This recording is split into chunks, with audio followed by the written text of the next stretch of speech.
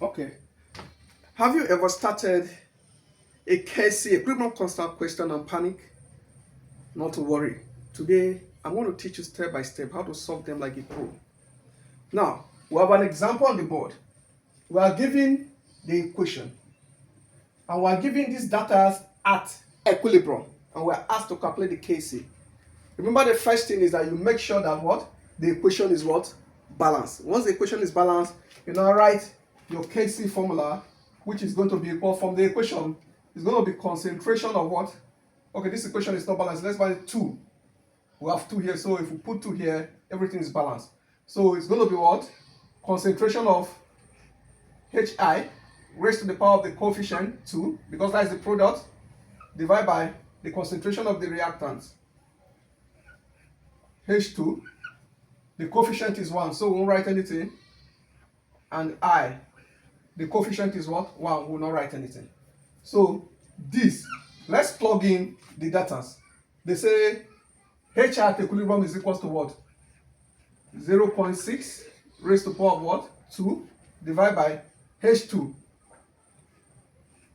0.2 multiplied by what? 0.2. All right. If you 0.6 raised to power 2, what is the answer? You're going to have 0.36. 0.02 times 0.02. You're going to have what? 0.4. So press your calculator. Let's get the final answer. I hope I'm correct. Press your calculator. Let's get the final answer. So that our KC for this question will be equal to what? 9.0. And this is going to be your final answer for the KC. Now, this is for a question that the concentration are given at what? Equilibrium. Now let's look at a question where, an example where the data given to us are given at the initial, not at equilibrium. I have to find that at equilibrium before we solve our KC problem. Now we have to use the ICE table. I will introduce you the ICE table in the next example. We are given the reaction N2 plus 3H2 to form 2NH3. Now to calculate KC, but what is given to us this time is what? The initial concentration. We're given the initial concentration for N2 to be what? 1.0. That for hydrogen to be 3.0. And then for ammonia, nothing was formed here, so it's 0. But at equilibrium, the concentration for ammonia is what? 0.50. So let X equals to concentration of NH3 at equilibrium. So this is going to be equal to what? 0.5 moles per dm³. Now, we're going to use stoichiometry to be able to get the concentration of N2 and H2 at what? Equilibrium. Because what is given it is what? At initial. This NO, H2O is at what? Initial. Now, I want to calculate their concentration when they get to equilibrium. Now, how do we do that? How do we do that? Now, if you look at this question, see that anytime 1 mole of N2 reacts, 2 moles of what? NH3 will be formed. So when 0.5 moles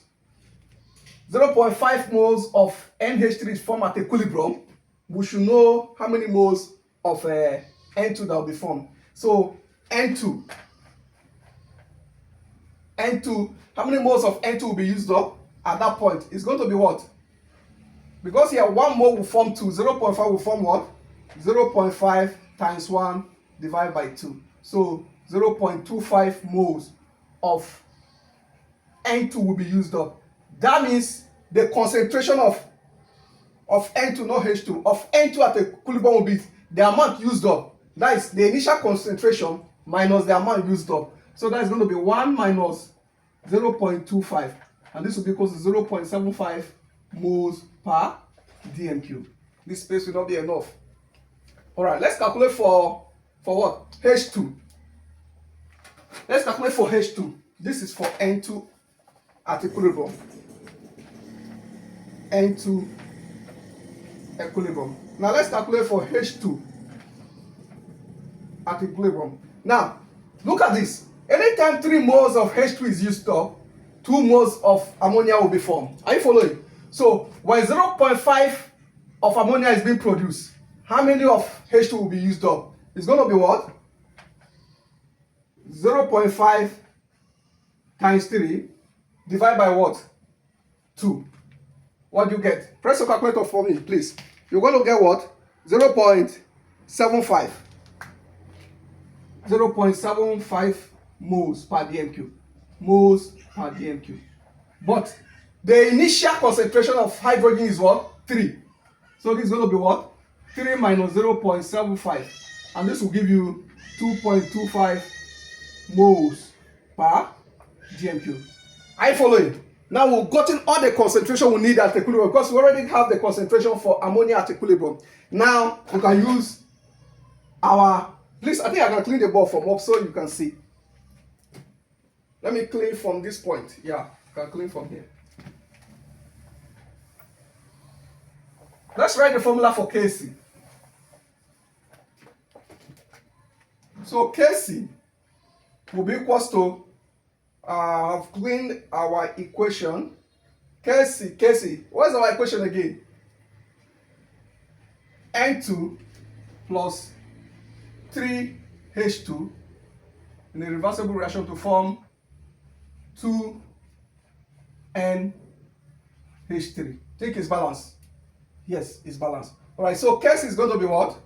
Concentration of product, that is NH3 raised to power 2 divided by that of the reactant. So we're going to have concentration of N2 at equilibrium divided by that of H2 raised to power 3. So concentration of NH3 is what? 0.5. So we're going to have 0.5 squared divided by N2 is what? 0.75. 0.75 raised to power 1 multiplied by what? 2.25. 2.25 raised to power 3. This will be equal to what? Please can you press your calculator and give me the answer? Kc will be equal to what? Kc will be equal to 0.25 divided by 8.54. And your final answer should be, Kc should be equal to 0.0293.